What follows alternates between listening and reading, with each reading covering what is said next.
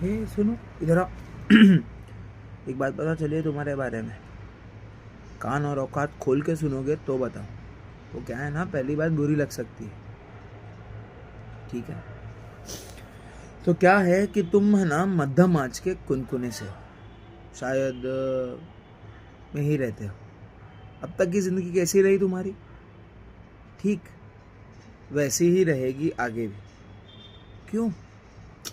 कहा ना तुम मध्यम आंच के कुनकुने से हो। न तारे बदलेंगे, ना हालात, ना रिश्ते बदलेंगे, ना तुम्हारी औकात। समय पे एक ऐसी छाप छोड़ जाओगे कि फूंक मारेंगे तो राख हो जाओगे।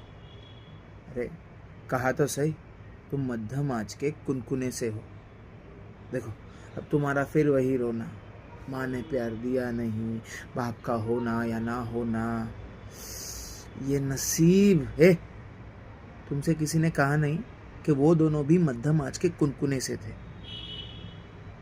देखो मैंने पहले ही कहा था, औकात खोल के सुनना। अब जब इतना सुन चुके हो तो बीच में से मत भागना। तो क्या है ना कि दिक्कत कुनकुने की नहीं, दिक्कत उस ख्याल की है, खुद को शीशे में देखने की मजाल की है। मध्यम आंच पे पक रहे हो तो फिर क्यों चाहत उबाल की है। तुम भूल जाते हो क्या कि तुम मध्यम आंच के कुनकुने से हो। देखो अब गरम भी मुझसे ही होना चाहते हो, चाहते हो कि मैं कुछ ऐसा कह दूं कि बवाल हो जाए। तुम ना साला कछुए की चाल हो।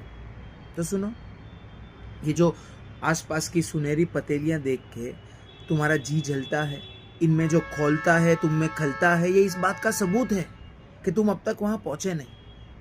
ना ऊपर के उबाल से हो और ना ही नीचे के ज्वाल से।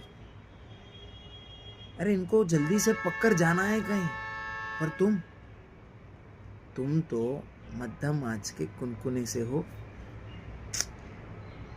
अब भी नहीं समझे? चलो अब समझाता हूं तुम्हें सीधे सीधे। सिर्फ फर्क आज का है और कुछ नहीं। बस जो भड़काने पे भड़क गए तो पतेली अपना पता नहीं तुम, और जो जू भी ना रहेंगे हो तो पता था मुझे कि तुम मध्यम आंच के कुनकुने से हो। समझे? चलो भगो, चलो भगो।